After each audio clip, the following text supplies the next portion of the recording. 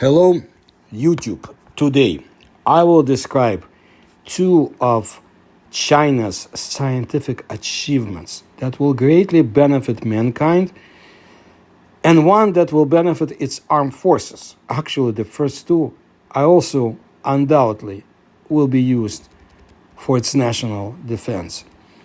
You see, after China's first so-called space fish farming experiment yielded fruitful results, the fish astronauts are expected to embark on another journey to Tiangong Space Station in the year 2025 to help scientists study the effects of the space environment on vertebrate muscle and bone development. Xinhua news agency reported, citing the technology and engineering centers for space utilization of the Chinese Academy of Sciences.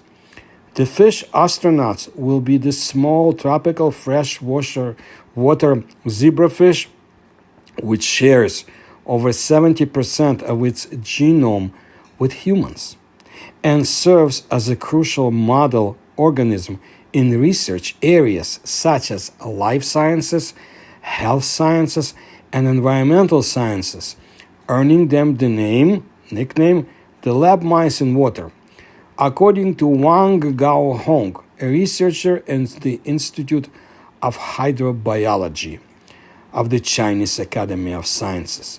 You see, in April 2024, the Tiangong Aquarium, containing 4 zebrafish and 4 grams of hornwort, was sent to China's space station aboard the Shenzhou 18 spacecraft, alongside 3 taikonauts, or Chinese astronauts, or cosmonauts.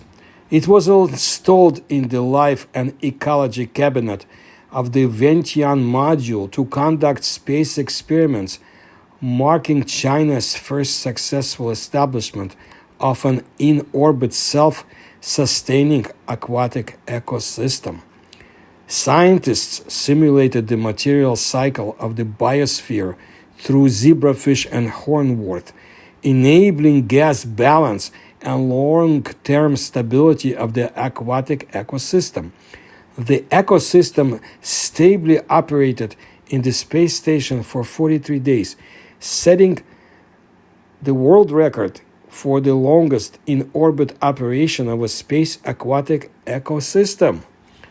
Zebrafish, which boarded China's space station for the first time, thrived and even laid eggs, according to Wang. This indicates that China's in-orbit self-circulating aquatic ecosystem can serve as a platform for zebrafish to assist scientists in space health research. Wang said zebrafish are expected to set off again this year, and the second Tiangong aquarium is planned to include 6 zebrafish and 6 grams of hornwort. By the way, hornworts are a group of hornworts, and they may be found worldwide, though they tend to grow only in places that are damp or humid. Some species grow in large numbers in tiny weeds in the soil of gardens and cultivated fields. I believe they belong to the non-vascular embryophytes, land plants, constituting the division Anthoceratophyta. Through the zebrafish, scientists will focus on studying the impact of microgravity on the proteins of vertebrate muscles and bones. That's very important, because in my videos I had demonstrated the baneful impact of outer space on human physique and, of course, on the human mind. But the Chinese say that microgravity in space leads to various pathophysiological changes in the human body, such as cardiovascular dysfunction, decreased immune function, bone loss, muscle atrophy, endocrine disorders, among others. Its mechanism of action has always been one of the important scientific topics in the study of space biological effects. By studying zebrafish in space, humans will be able to gain a more comprehensive understanding of how the space environment affects genes, cells, and entire organisms, offering valuable insights for future space exploration.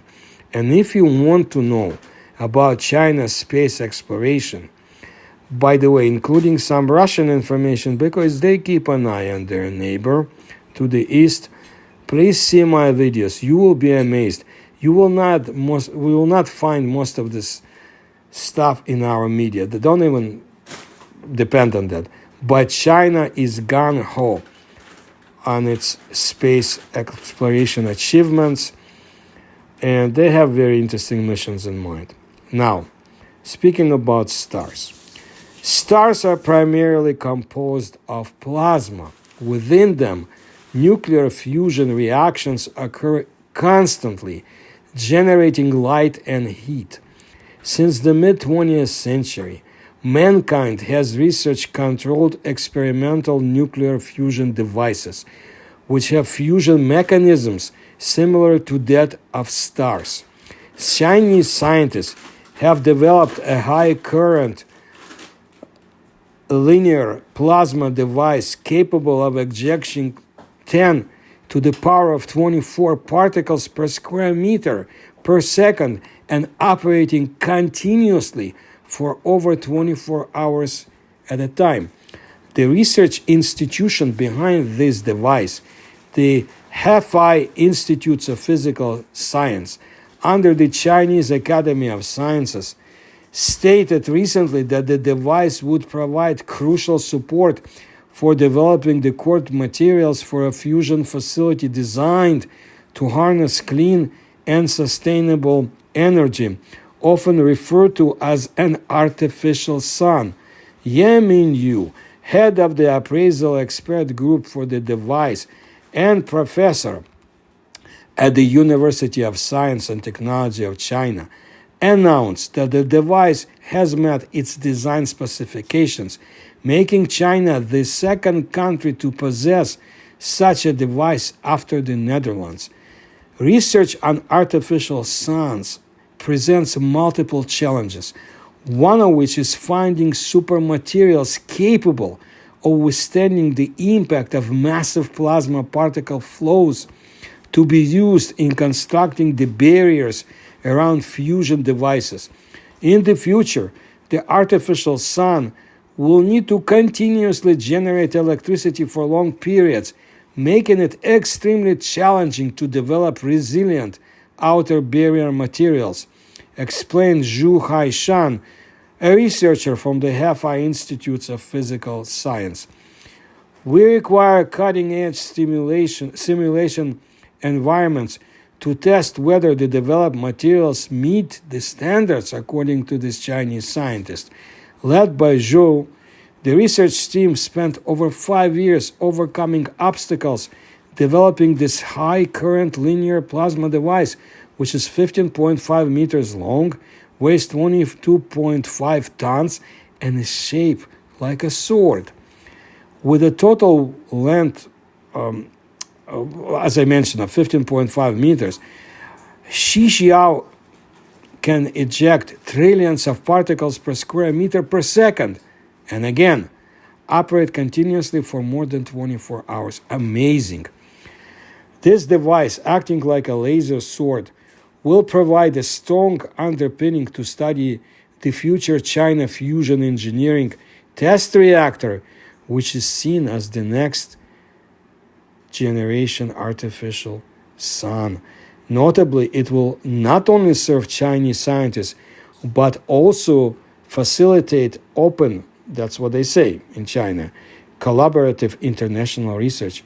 At present, the research team is still building and testing the key subsystems, which is set to be completed by 2035. The sun's core sustains life on Earth. through nuclear fusion. This process, like I said, the scientists have sought to replicate since the mid-20th century. Fusion devices, called artificial suns, aim to replicate this phenomenon to provide a virtually limitless, clean energy source. By the way, the Chinese named it Qi Xiao, after the famous ancient Chinese sword used by Liu Bang, the founding emperor of the Han Dynasty, which existed between the years 206 before Common Era to the year 220 Common Era. And I mentioned the interesting stories from this dynasty in my other videos, which you should check out, about China, ancient and modern.